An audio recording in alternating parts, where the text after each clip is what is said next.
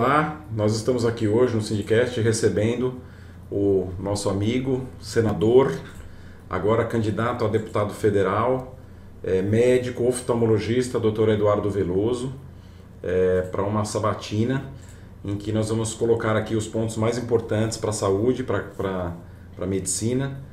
E já aproveito para desejar boas-vindas ao Dr. Eduardo Veloso e perguntar, Dr. Eduardo Veloso, primeiro, como é que está o seu trabalho lá junto ao Senado Federal? Agradeço aí a ajuda que tem dado aí ao sindicato, a disponibilidade que tem feito, a maneira como tem disponibilizado o seu trabalho para ajudar na saúde. Desde o início, desde o momento que você assumiu, você já me procurou, perguntando o que precisava, como é que podia ajudar. Sempre foi muito solícito. E queria saber também o que você espera, o que te moveu a ser candidato a deputado federal. Perfeito. Primeiro eu agradeço aqui o convite ao Sindicast, né, Guilherme? O Guilherme é um amigo já de longo tempo. É uma honra poder estar aqui. E hoje, né, estou candidato, como você falou, a deputado federal. Temos algumas ideias de mudanças, de melhorias, né, para a nossa categoria e para a categoria da saúde em geral. Eu ajudei muito no aumento do piso salarial. Eu acredito nisso, que isso seja a valorização de um trabalho, né, de uma tentativa de piso ao longo de vários e vários anos. E lá no Senado realmente desenvolvemos um trabalho bom e que estou aberto aqui à disposição tanto do Sindicato dos Médicos como do Sindicato em geral da Saúde e a população, né? Lá nós servimos ao Estado e ao Brasil. E estou me colocando candidato a deputado federal e você me perguntou por que, né, que eu quis sair candidato a deputado federal. Guilherme, eu estou formado há 20 anos e há 16 anos eu retornei aqui para o Acre. Eu sou acriano, na minha época não tinha faculdade aqui e de alguma forma eu sempre quis fazer algo que eu pudesse melhorar, impactar a vida da população no geral toda, né? Que eu deixasse isso. Todos nós estamos aqui de passagem e o que vai restar é se você foi uma boa pessoa, vai ser lembrado ou não. E eu sempre quis, eu desenvolvo aparelhos, e eu quis desenvolver algum método que eu pudesse ajudar a sociedade. Eu comecei primeiro captando aqui no Acre, fiz questão de atender em todos os municípios e saber a realidade do nosso estado. Já atendi em todos, tá? Isso nos primeiros 2 anos de formado. E percebi que faltava o médico oftalmologista, que aqui nós estávamos muito arcaicos com o modelo de cirurgia que era feito de catarata. Então eu fiz questão de implantar o sistema mais moderno para a cirurgia de catarata, para a cirurgia refrativa. Nós fomos evoluindo nessa parte. Percebi que o médico oftalmologista só existia aqui em Rio Branco, em Cruzeiro do Sul. Às vezes lá, o que eu fiz? Fiz um projeto tentando levar atendimento ao interior do estado e consegui levar para 6 municípios, inclusive um município do Amazonas. Aqui eu vou citar eles para você: Boca do Acre, Sena Madureira, Plágio de Castro, Acrelândia, Senador Guiomar e Capixaba. Conseguimos levar e eu percebi que eu estava muito só. E nesse meio tempo eu falei, como é que eu vou atrair médico para cá? Não é tão simples. Você sabe que hoje nós estamos conversando, né, temos até evasão de médico. E aí eu montei, né, a residência médica, é a única residência médica em hospital particular. Fiz questão do credenciamento ao Ministério da Educação, todos recebem a bolsa como em qualquer lugar.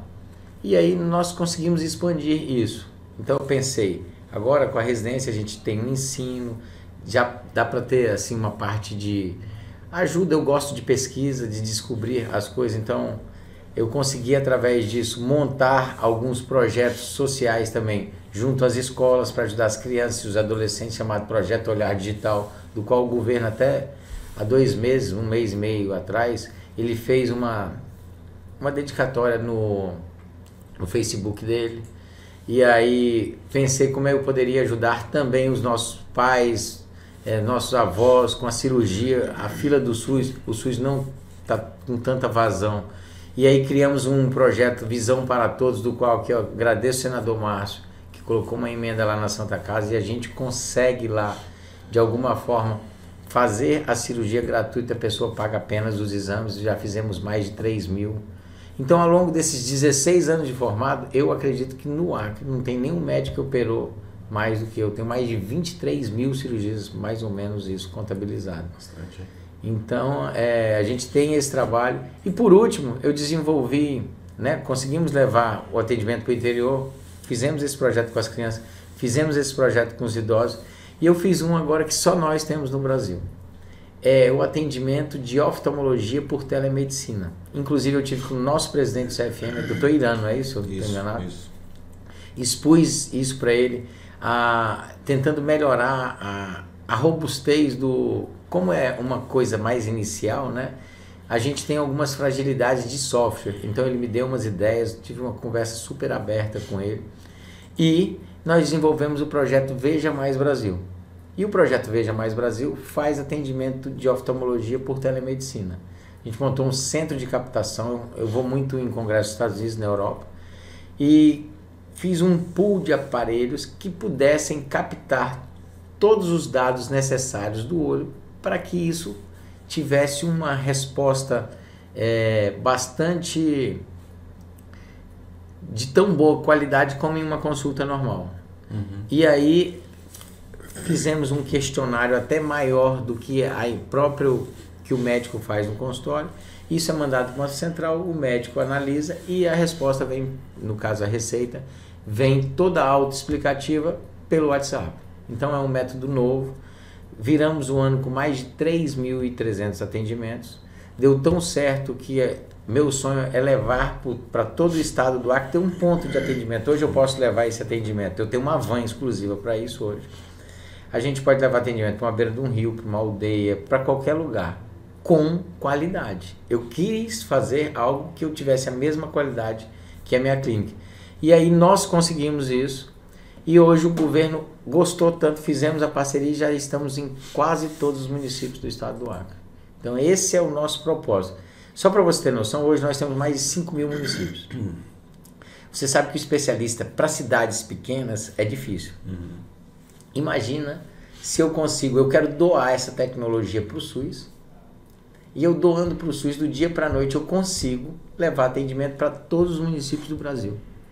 E eu conseguindo levar, se eu preciso ter uma central, a gente capacitar esses médicos para esse modelo e todo mundo teria acesso e uma resolutividade entre 88% a 92% é a média da resolutividade. Hoje já passamos de 10 mil atendimentos. Então, esse é meu sonho na área médica. Né? Isso tudo que nós desenvolvemos foi pensando em o que nós poderíamos fazer para deixar uma história aqui na nossa vida, né? O mais interessante é que isso partindo daqui, né? Eu já te daqui, parabenizo porque me parece uma ideia genial, brilhante.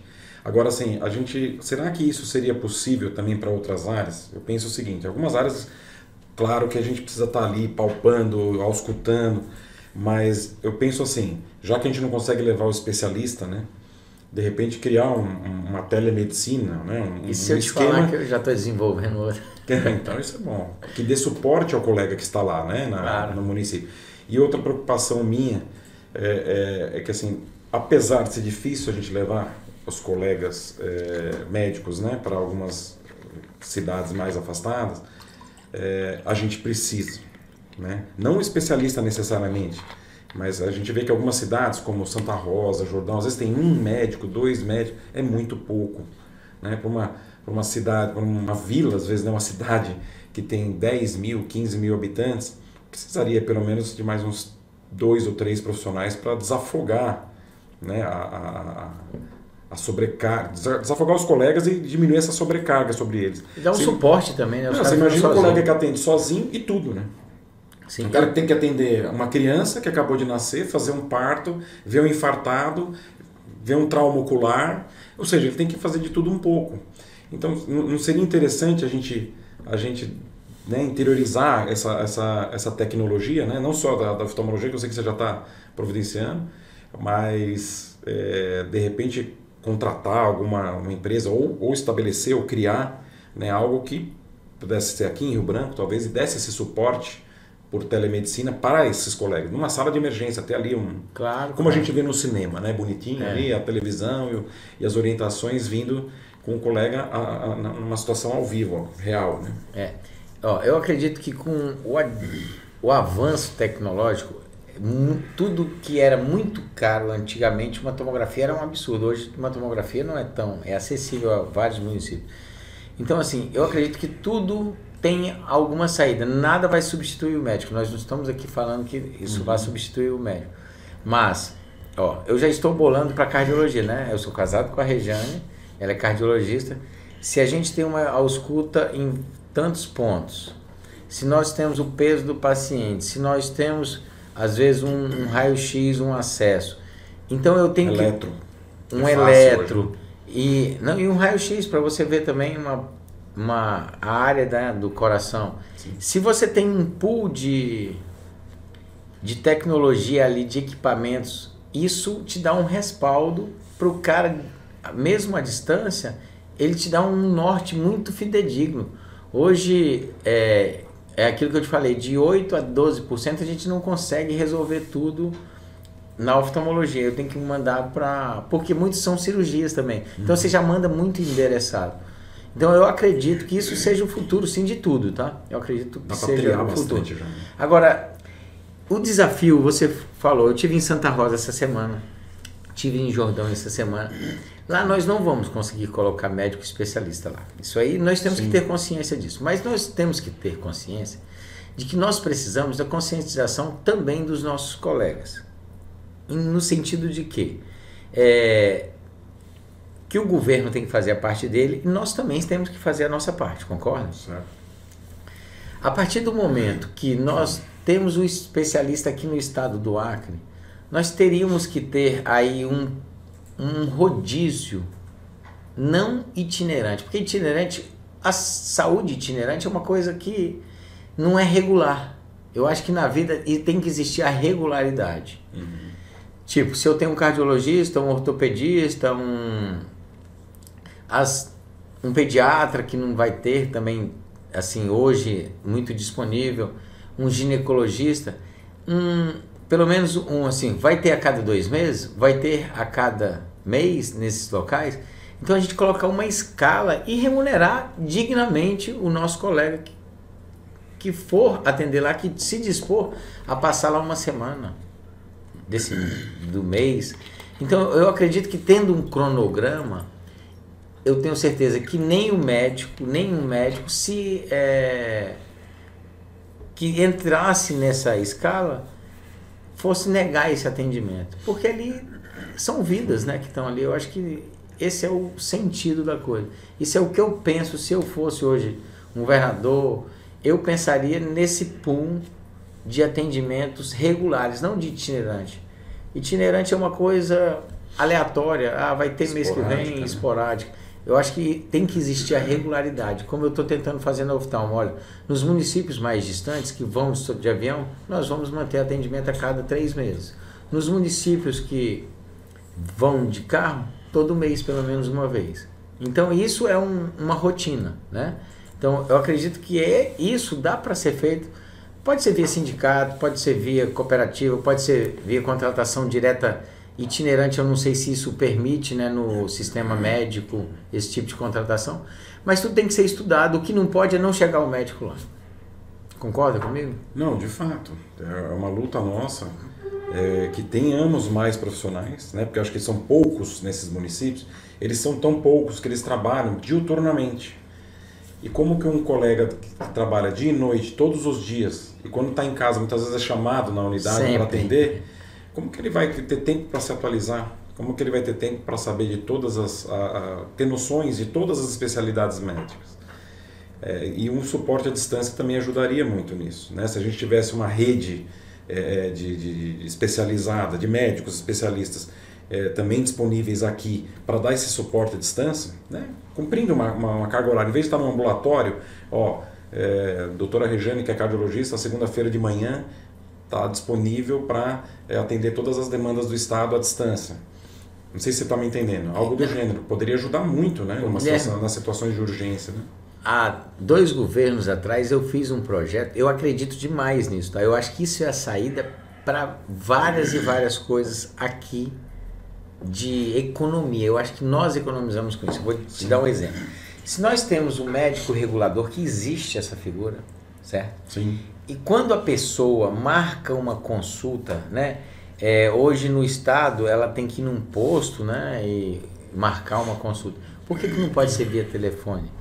Se ela fizer uma entrevista com o médico, e nós temos hoje perguntas que nos dão um norte do que aquele médico precisa. Porque vamos supor, se você médico, né, tá lá no telefone com um paciente, você, olha, eu sou o João, qual é o seu problema? Não, eu tô tendo dor no meu olho e eu preciso, tá doendo muito. Ah, mas aí você já consegue pelo menos julgar se é uma emergência, ele tem que ir para um pronto-socorro, ou se ele tem que ir para o posto. Uhum. E você já vai economizar uma consulta no posto de saúde, porque se ele for no posto de saúde...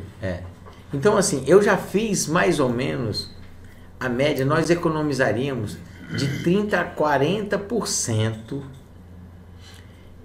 dependendo do método, a economia de consulta. Vou te explicar por quê.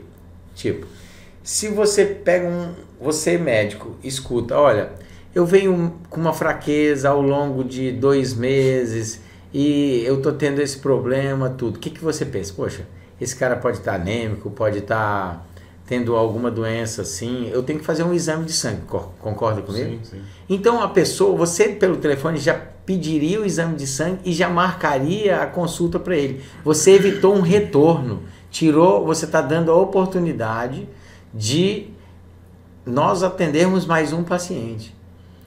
Então, isso é a saída. Nós economizaríamos aí entre 30% a 50%. Eu não consegui ter o impacto disso, eu já fiz esse estudo, mas eu não consegui chegar a ter o impacto porque é difícil saber o dia a dia da marcação de consulta.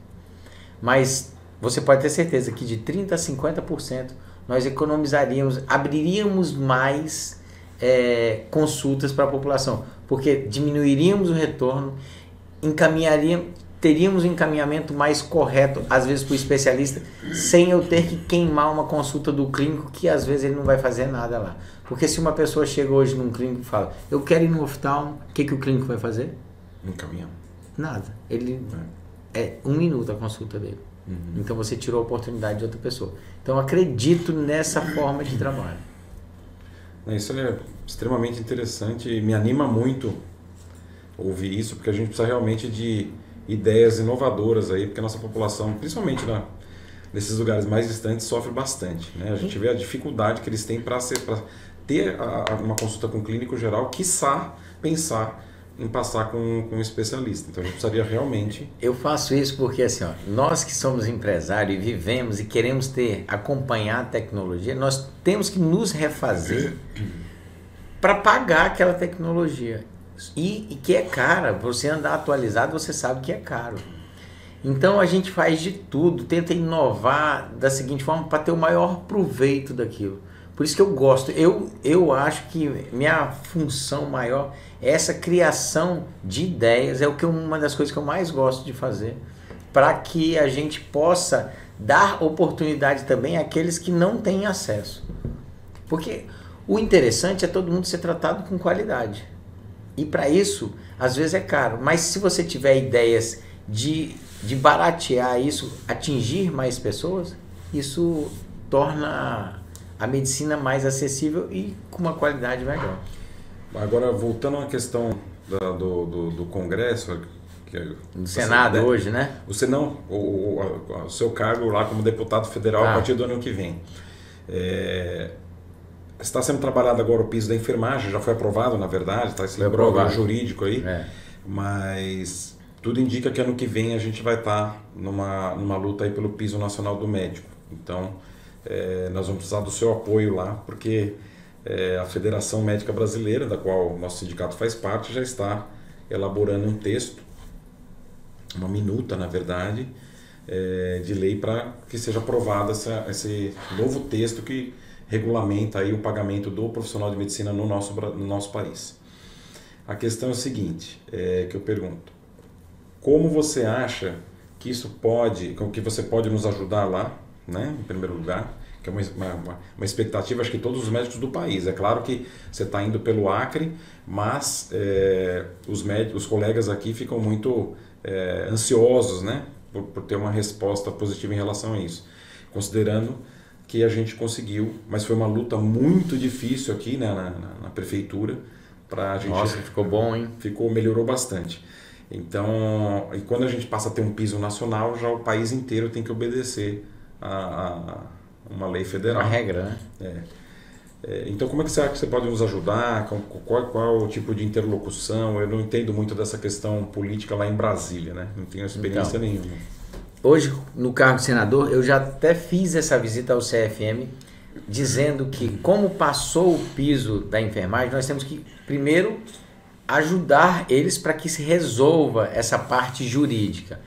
Porque eles podem ser a saída para todas as outras profissões. Já nos procuraram o pessoal da farmácia, o pessoal da medicina, o pessoal da fisioterapia, que é digno. Eu acredito que todo mundo tem que ter a sua dignidade. Um país desenvolvido, Guilherme, a diferença de quem ganha mais, que é um ministro hoje, que ganha mais de 45 mil reais, para quem ganha menos, a diferença é 10 vezes, 8 vezes. Aqui no Brasil, nós temos um abismo. Nós temos um ministro ganhando 45, 46 mil, que eu não sei ao certo, mas é mais de 45, e um trabalhador com R$ 1.200, que no caso eram os agentes comunitários. A diferença é mais de 33 vezes. Pois é. É um abismo. Assim, vamos lá. Quem ganha R$ 1.200, a pessoa não vive com dignidade, ela sobrevive, é diferente, né? Sim. Então o piso, ele serve sim para regulamentar, dar dignidade ao que tem valor. Hoje no Brasil a gente dá valor nisso, num celular, e não dá valor, às vezes, ao trabalho das pessoas. Então, primeiro, eu acho que tem que existir essa conscientização. Foi um avanço, sim, a enfermagem conseguir. Nós temos que lutar para dar certo. E amanhã colocar o nosso em pauta também. Porque é com dignidade que todos têm que viver. Só que não dá, é o seguinte, para que a gente tenha essa disparidade de aumento. Porque a justiça pode aumentar o dela sozinho, a Câmara pode aumentar o dela sozinho e os outros não. Entendeu? Então eu acho que deveria existir algum consenso nisso, para que depois do piso aprovado, que é o que nós pretendemos aqui para a nossa área, hoje já tem um valor mais ou menos lá estipulado, mas eu acredito que vai ficar entre esse valor estipulado e o atual. Não, o piso da federação. Mudou, né? Agora, dos mais médicos, mudou o nome, né? Como é que é? Como chama? Médicos pelo Brasil. Médicos pelo Brasil. Então, os médicos pelo Brasil, eles têm um salário até, assim, um piso legal. Uhum. Então, eu acredito que tudo tem uma negociação, né? Você perguntou como é que é. Sim. Porque tem as entidades, tem o governo, tem os hospitais, tem que ver o impacto que isso vai gerar. Financeiro, né? O impacto financeiro.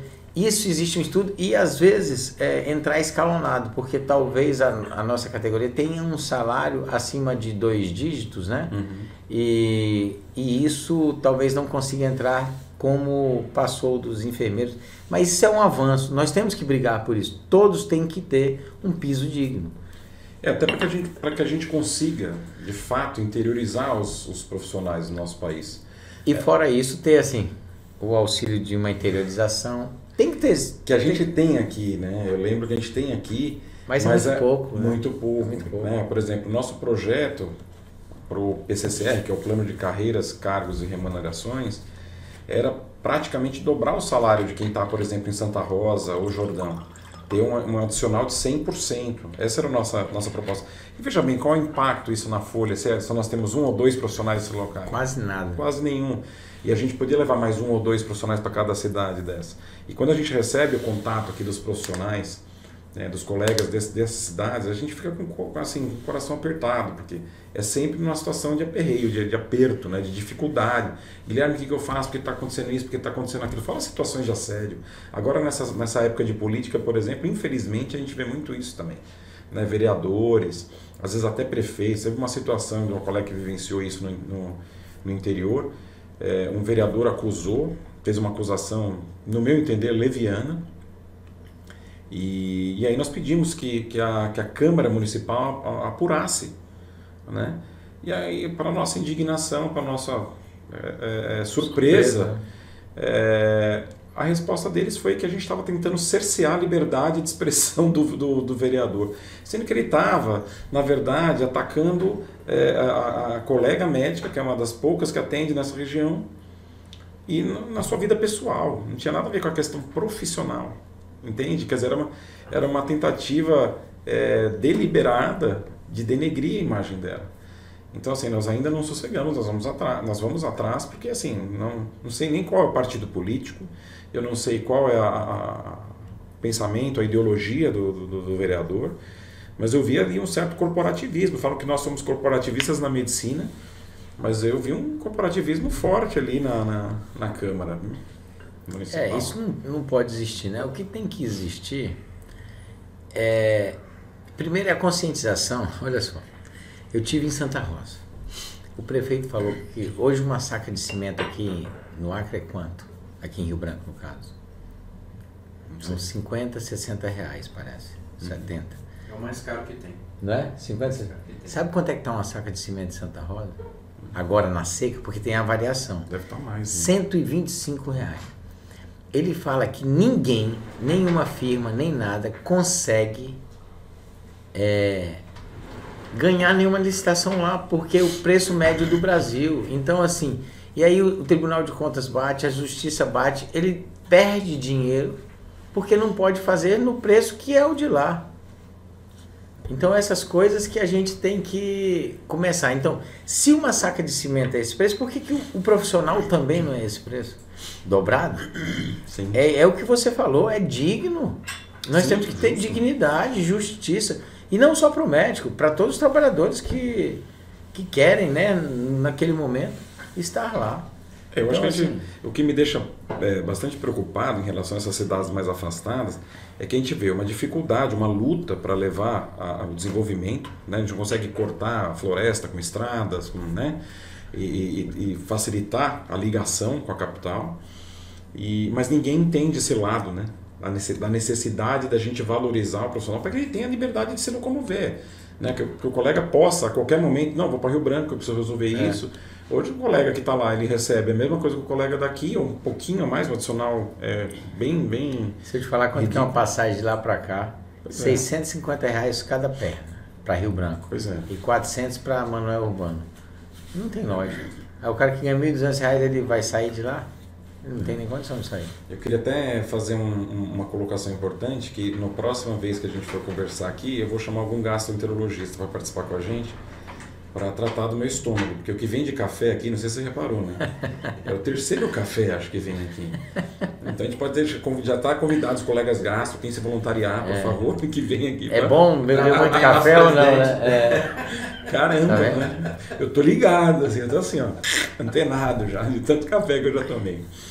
É uma outra realidade. Nós estamos tendo sim, agora, ó, como eu tô senador, eles me pediram, eu vou tentar conseguir 1 milhão para eles começarem a abrir o pique da estrada que liga Santa Rosa a Manoel Urbano. Já está ligando Cruzeiro do Sul a Porto Walter e no futuro nós queremos ligar Porto Walter a Marechal Thaumaturgo. Então assim, nós vamos desafogar aí 3 cidades. E eu acredito que ao longo de 5 anos essas estradas já tenham viabilidade de passagem, né? Vai ser aquele ramal ruim, mas pelo menos tem uma esperança. Porque na seca agora, de Manoel Urbano até Santa Rosa, são 13 dias de barco. Se o barco não encalha, tem barco encalhado lá. Meu Deus. Faltou comida, faltou gás, faltou tudo há um mês atrás. Então é um outro mundo, é uma outra realidade lá. E lá são seres humanos igual a gente, né? O maior problema é os ambientalistas querendo deixar passar uma estrada. Às vezes tem ambientalista que fala que a estrada vai trazer prejuízo. Me diz uma estrada que trouxe prejuízo para algum lugar. Não. Nisso eu tenho que concordar contigo, porque... Mostra estudos, cara, uma coisa sem lógica. Deixar uma população totalmente isolada e vivendo essa situação de preços elevadíssimos sem recursos. Ó, lá eu me assumi como senador no dia 31 de maio. Agradeço também aqui até o senador Márcio, que eu não tinha acordo nenhum com ele. Ele nunca me prometeu nada, eu nunca pedi e eu nunca esperei ser senador nesse mandato com ele. Por quê? Porque se você não tem acordo, você já tinha visto alguém chegar assim e falar: ó, vai lá, você faz um trabalho legal e tem esses projetos sociais que você faz. Vou deixar de te dar a oportunidade de você ser senador, vereador. Você já viu alguém fazer isso? Por livre, espontânea vontade, sem pedir o outro?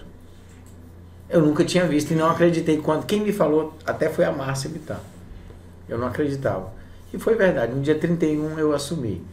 Se você olhar lá na minha página do Senado, eu já fui capa lá no Senado. Tem até Senado Leg, se eu não estou enganado. Fui capa 2 vezes.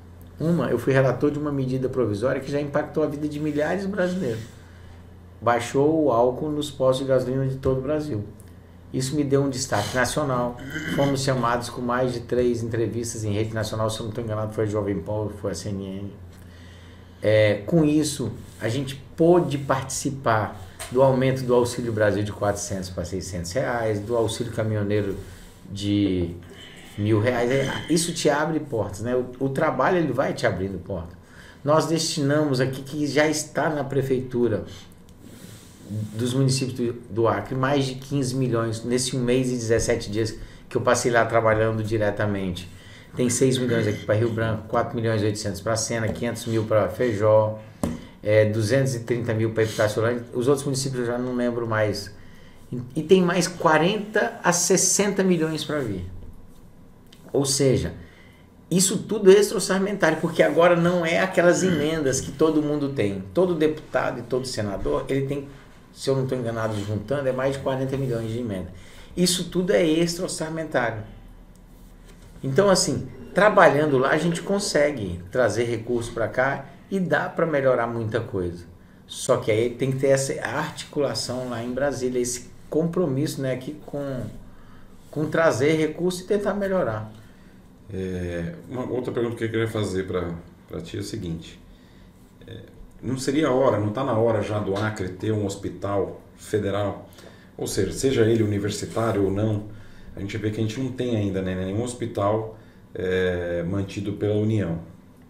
E a gente tem uma sobrecarga grande aí sobre o Estado, também sobre o município. O município, na verdade, não tem nenhum hospital aqui, né?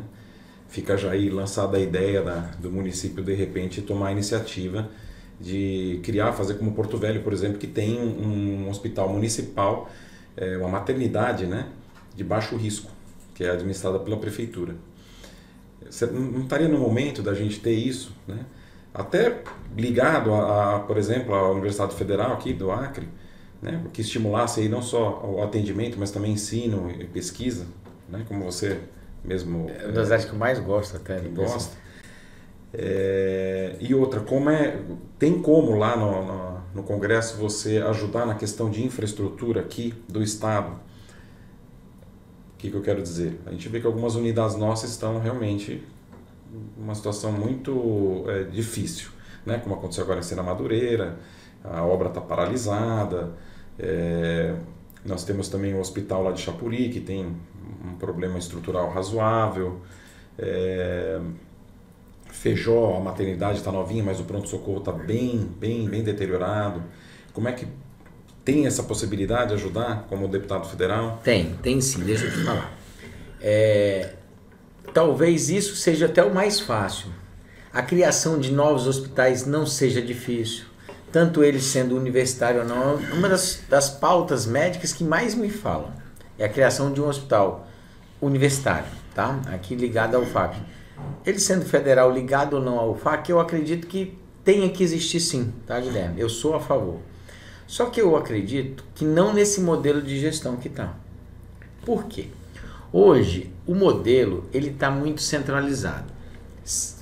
Muito disso que acontece é que você tem um pool de dinheiro que recebe concentrado numa secretaria e ela tem que tomar decisões pequenas dos hospitais satélites. O que eu estou querendo falar? Se ela já sabe que aquele hospital lá gasta uma média de 500 mil, vou dar um exemplo, um hospital de Sena Madureira gasta lá 500, 600 mil mês, tem que funcionar igual funciona em outros estados. Essa verba ser descentralizada para lá. Perfeito. E aí o gestor de lá ter autonomia com o município, porque o município pode complementar, cara.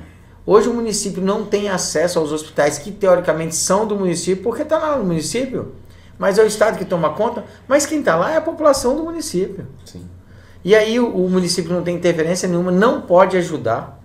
O município tem recurso próprio, recebe emenda. Por que ele não pode ajudar nem a limpar o chão? Então assim, ou transforma na gestão municipal. O Amazonas está aqui. A gente tem gente que sai aqui de Rio Branco para operar joelho em Boca do Acre. Eu opero lá em Boca do Acre. E lá eu percebo que sai gente de Rio Branco para operar lá. As outras especialidades que lá tem, subespecialidades, que aqui não tem. O que o governo faz? Ele repassa o dinheiro dos salários e da manutenção. E às vezes você recebendo ali no seu local, você consegue fazer muito mais com muito menos. Porque é local, é regionalizado. E aí o problema é descentralizado. Então não fica tudo em cima de uma pessoa só. Eu acredito que se não tivermos esse modelo de gestão, ele não vai melhorar. E o maior problema da criação de novos postos de trabalho, a reforma em si não é tanto problema. Recursos humanos. É recurso humano e não é nem o recurso humano em si. Porque o recurso humano, se nós não temos, a gente importa. Uhum. O maior problema é a manutenção. Sim. Olha só, é o que eu falo muito para a população. A população às vezes pede, doutor, o senhor pode colocar uma emenda. Agora no Senado eu tive essa oportunidade de colocar muita emenda aqui para o Acre.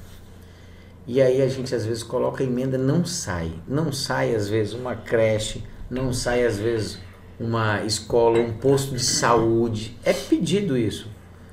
Porque ali tem que gerar mais funcionários e a manutenção daquilo, a folha às vezes do município ou a folha do estado já não comporta mais aquilo.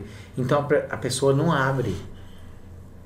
Então esse tipo de situação que aí é de governo, é de gestão, que tem que ser analisada e readequada para que tudo funcione melhor.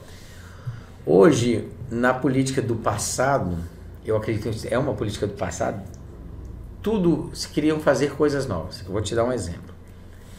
Vamos atrair indústrias aqui para o Acre. Vou montar um polo tecnológico. Vai lá, faz uma infraestrutura de ruas, igual teve na ZPE. Não fizeram a ZPE? Tem lá um mundaréu de dinheiro lá naquela região. O que foi feito lá? Nada. O que hoje nós estamos, eu como senador fui no Sebrae, o que nós estamos tentando fazer aqui para o Estado? O Sebrae tem vamos aproveitar o que tem. Em vez de construir um conjunto novo, olha o tanto de terreno que tem já em ruas pavimentadas, olha o tanto de terreno que tem já com posto de saúde perto, para a gente não ter que ter mais essa demanda. Vamos aproveitar as áreas que nós temos. Então nós estamos pensando em fazer um parque tecnológico, do qual, ali da rotatória da entrada da Uninorte, vai até o Lago do Amor, que se estende até o distrito e se estende, se eu não estou enganado, até a rotatória ou do shopping ou lá daquele posto lá do Betão. Forma um T, percebe que forma um T? Uhum. Esse T é a empresa que, se instalar aqui, tiver um número aí acima de 100 ou 200 funcionários, vai ter isenção de imposto. Que já chegar contratando isso. É justo. E ali tem vários terrenos vagos. Por que eu tenho que construir um local para me levar segurança, para me levar a infraestrutura de rua, luz, água, tudo? Então a gente já tem muita área vaga, vamos aproveitar aquilo. Então eu acho que o modelo agora de otimizar, de melhorar a gestão, é nós começarmos a aproveitar os nossos buracos, né? Eu chamo isso de buraco, os terrenos vagos. Hoje vamos aproveitar as áreas que nós já temos com a infraestrutura. Fica mais barata a manutenção e fica mais fácil a execução. Eu acredito que esse é o novo tipo de política. E a descentralização, porque centralizado não vai. Seria a mesma coisa que o presidente mandar no município, no estado e e na justiça. Então, assim, tudo não é descentralizado, tem que ser descentralizado para que funcione. Talvez se tivesse já esse modelo, não teria acontecido o que nós vimos aí em Sena Madureira. Com certeza, porque assim, a diretora de lá não tem autonomia. É. Ela, para limpar o chão, faltou lá um produto, ela tem que pedir para cá. A gente teve um relato de colega, eu não sei em qual município, em que eles estavam com um carrinho com um desfibrilador, tendo que ligar no corredor porque a tomada da sala de emergência não era 220. Feijó? Foi Feijó, né? Eu acho que foi Feijó. Olha que absurdo. Uma coisa simples, né? Você chama um técnico para mudar a fiação, puxar a fiação 220 dentro da sala de emergência. Mas como o diretor não tem autonomia financeira para isso, não resolve um problema simples, né? Então, esse modelo de gestão tem que ser mudado. Isso não funciona. É igual você tem sua casa, você que vai no supermercado comprar, você que vai levar seus filhos, aí você não tem o tempo para medicina. Então, você terceirizar, você descentraliza, né? Tem as pessoas certas. Então, se lá nós já temos uma equipe lá, vamos dar autonomia para ela. Diminui até roubo, se você quer saber em serviço público. Certeza. Bom, senador e candidato a deputado, acho que eu estou satisfeito com as perguntas que eu fiz aqui. Eu queria deixar um tempo aberto aí para você fazer suas considerações finais e já antecipadamente agradeço a sua presença aqui conosco, disponibilidade, sempre solícito, como eu disse no começo, sempre disposto a ajudar a melhorar a saúde do nosso estado. Eu sou testemunha disso aqui no sindicato, desde o momento que você assumiu o Senado, como eu disse no começo da nossa entrevista, e espero que, tendo êxito, o que seria muito bom para a nossa saúde, né? Não só para a medicina, como para todas as categorias da saúde, espero que você consiga ter êxito lá também no seu trabalho no Congresso para trazer algumas melhorias para o nosso estado, muitas que a gente precisa, né? Entre elas essas tecnológicas que muito me impressionam e estou com uma boa expectativa aí, um pouco ansioso para ver de fato a execução. Por favor. Guilherme, eu vou fazer um relatozinho aqui final. Eu acredito que o nosso estado tenha grandes potenciais de crescimento. Tudo que eu tenho, tudo que eu construí na minha vida está aqui no estado. Então eu acredito nisso.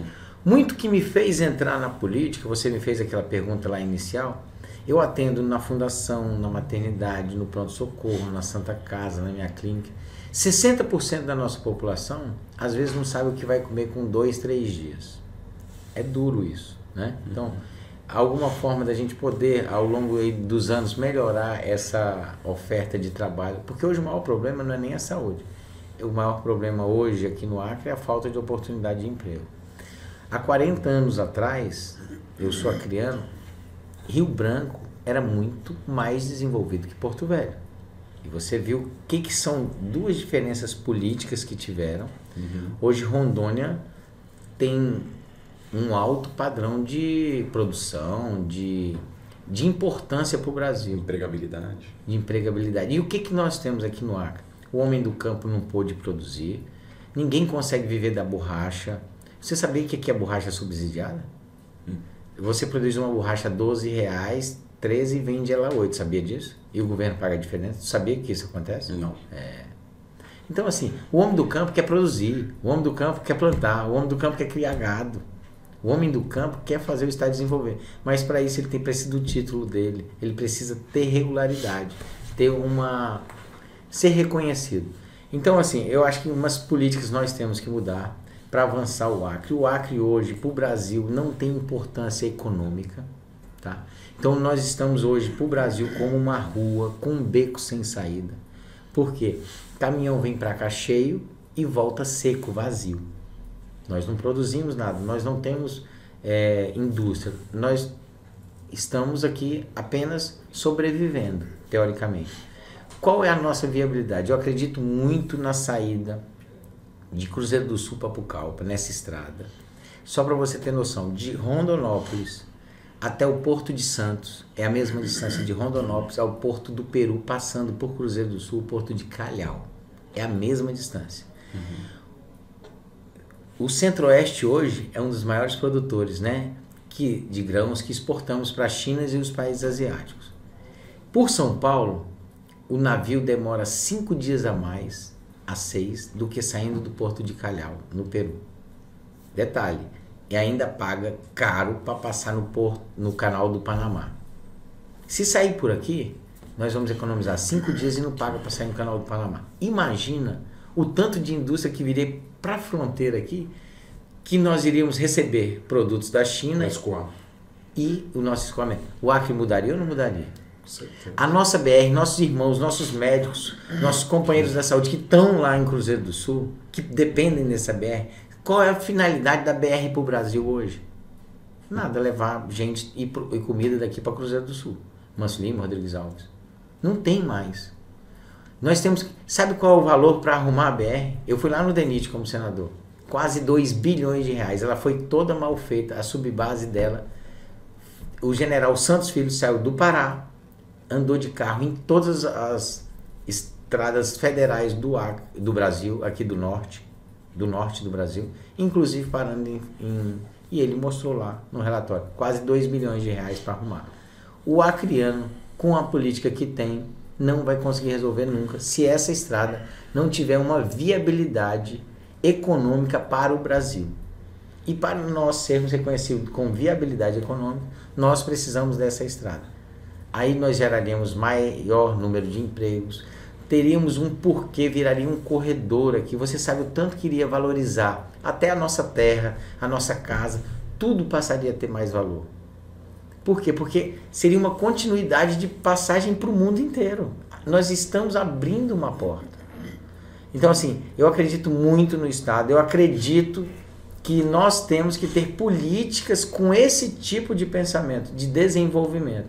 Porque a partir do momento que você desenvolve, a população cresce economicamente, a população cresce intelectualmente, né? O Estado passa a ter menos controle da população, que é o correto, um Estado menor e com maior liberdade para a população. Esse é o nosso propósito lá na Câmara Federal. E diretamente, o que nós pretendemos para a área da saúde? Melhorias no setor de trabalho, uma tentativa de interiorização do médico através desses programas de rotina não itinerante, tá? De interiorização com valorização do profissional lá. Se não der através de contrato, vai através de uma complementação. Não sou a favor da terceirização, mas da complementação sim. Das áreas que o Estado não consegue atingir, tem que ter, né? E já conseguimos agora no mandato de senador garantir o cardiologista lá você já sabia? Lá no Hospital Juruá, 24 horas, já tem. Já tenho a verba para 1 ano, a oftalmologia começa daqui 1 mês, mais ou menos. Com o mandato de deputado federal, nós vamos conseguir levar tratamento do infarto para lá, uma ressonância magnética para lá, uma ressonância magnética para o Hospital de Brasileia, uma tomografia ou para Feijó ou Brasileia. Feijó, você falou do hospital, eu tive lá no hospital. O hospital tem mais de 40 anos, ele precisa de uma reforma ou, dependendo do impacto financeiro disso, de uma construção de um novo hospital. O pessoal de lá pede um hospital regional. Então, assim, porque ali, juntando as duas cidades e a drenagem que vem parte do Amazonas, que é em Vira, e se eu não estou enganado, Jordão, tá? Dá mais de 100 mil habitantes. Então teríamos que ter ali base com médico direto, não só o itinerante, o regular, né, como eu falei. Ali teria que nós termos um anestesista, teríamos que ter um cirurgião, teríamos que ter o básico, um pediatra e um ginecologista full lá. E dá para fazer. Só depende da estruturação do modelo de saúde que nós pretendemos implantar. E eu acredito que o impacto não seja tanto, não.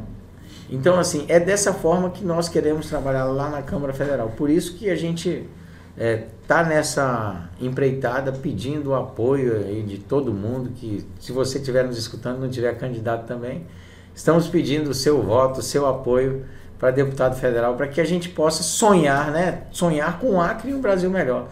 É dessa forma que eu penso, é dessa forma que eu acredito no crescimento do nosso estado. Tudo que eu tenho está aqui, então eu não quero ir embora daqui. É isso. Obrigado pela oportunidade, viu, Guilherme? E agradeço ao nosso Freud ali, o bastidor, né, do podcast aqui, do Sindicast, né? Chique ficou, né? Chique, eu gostei muito, até fiquei parabenizando a sala, né? Muito bom. Parabéns a todos, né, que pertencem ao sindicato. Isso aqui é nosso, né? Exatamente. Lembrando que o Dr. Eduardo Veloso é filiado ao sindicato há muito tempo já. Então quero agradecer mais uma vez a você, meu amigo, né, senador e candidato agora a deputado federal, pelas explanações, pela disponibilidade mais uma vez e pela ajuda que nos tem dado em todos esses meses aqui como senador e antes até quando estava aí como suplente também. Muito obrigado. Então, finalizo aqui convidando você para, se Deus quiser, depois da eleição agora talvez eu fique mais 2 semanas lá no Senado, você fazer uma visita lá para a gente. E às vezes a gente consegue alguma ajuda aqui para o Estado com emenda extraordinária. Todo final de ano sempre sobra alguma coisa. E se o sindicato quiser, às vezes, ajudar na melhoria de locais de trabalho para os nossos, né, colegas médicos, estamos à disposição lá, tá certo? Perfeito. E finalizo pedindo o apoio de todos vocês que estão nos escutando, né? Meu número é bem facinho, 4488 para deputado federal. Obrigado, Guilherme. Obrigado.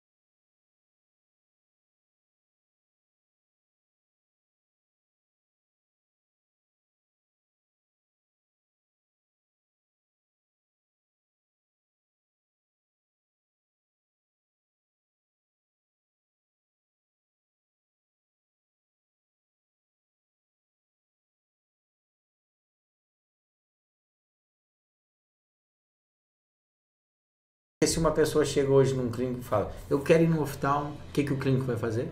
Encaminhar. Nada. Ele é 1 minuto a consulta dele. Então você tirou a oportunidade de outra pessoa. Então, nós que somos empresários e vivemos e queremos acompanhar a tecnologia, nós temos que nos refazer para pagar aquela tecnologia.